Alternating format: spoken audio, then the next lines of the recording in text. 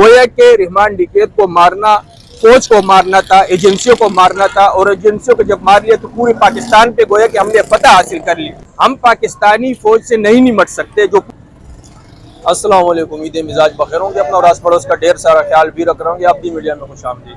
नाजरीन, इस वक्त मैं उसी मकाम पे मौजूद हूँ जहाँ धुरंधर मूवी को फिल्माया गया और बार बार इस सीन को वहाँ दिखाया गया, इस मकाम को उस फिल्म में दिखाया गया। वैसे तो उस मूवी में कई खामियाँ थी, लेकिन जो सबसे बड़ी खामी उसकी तरफ मैं आपकी तवज्जो दिलाना चाहता हूँ।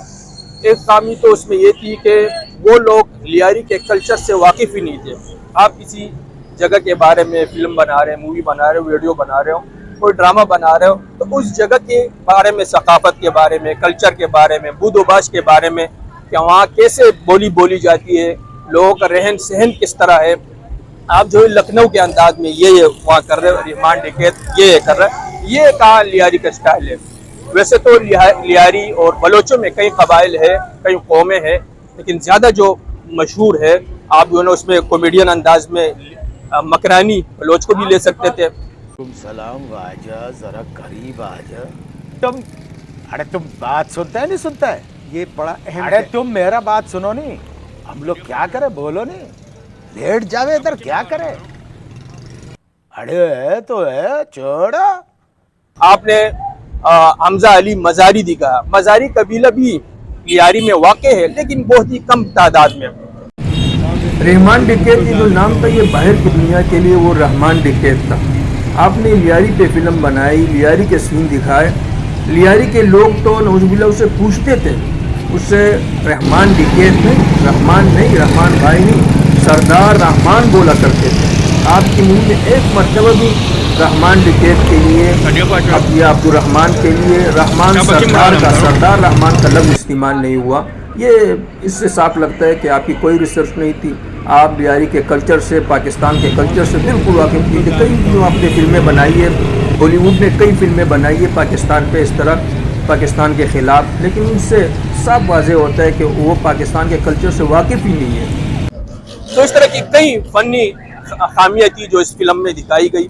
इस फिल्म का जो मेन थीम था, मेन जो पलाट था जिस पे पूरी इमारत खड़ी की गई, वो ये था, रहमान डिकैत जो है वो फौज के साथ मिला हुआ होता है, फौज को असलाह सप्लाई करता है। मतलब पूरी फौज जो है, पूरी एजेंसियाँ रहमान डिकैत के उसके ऊपर चल रही होती है, रहम करम के ऊपर।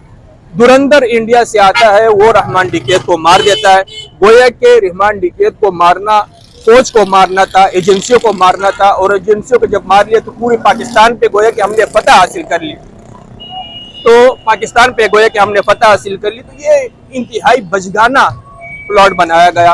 हालांकि एजेंसियाँ तो सबको इस्तेमाल करती है, वो जो है सियासतदानों को इस्तेमाल कर रही है, वो मौलवियों को इस्तेमाल कर रही है, वो बिजनेसमैनों को इस्तेमाल कर रही है, वो हर फील्ड के लोगों को इस्तेमाल करे। फिर आप आओ, आप जो है सियासतदानों को भी मारो, आप मौलवियों को भी मारो, आप बिजनेसमैनों को भी मारो।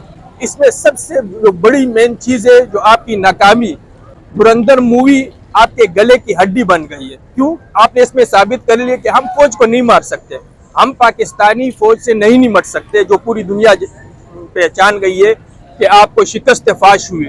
आपने सिंदूर जिसका नाम आपने रखा था, वो पाकिस्तानी फौज ने आपकी मांग में भर दिया।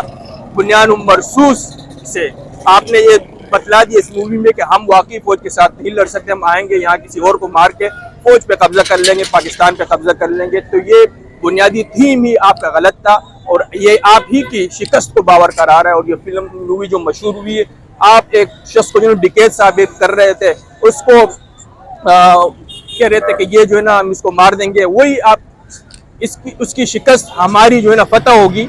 आपने वो हीरो बन गया, जिसको आप विलन बना रहे थे वो हीरो बन गया, और इसी की वजह से जो है पूरी फिल्म मशहूर हो गई और रिकॉर्ड तोड़ कामयाबियां वो हासिल कर रही है। यानी हमारा जो है वो डिकैत भी आपका हीरो बन गया। पूरी दुनिया ने, जिसको आप विलन साबित करना चाह रहे थे, पूरी दुनिया ने इसे हीरो साबित कर दिया। तो आज की महफिल में इतना ही। अगली मुलाकात तक के लिए इजाजत दीजिए। इसके साथ ही अपना और आस पड़ोस का ढेर सारा ख्याल भी रखिएगा। अल्लाह हाफिज़।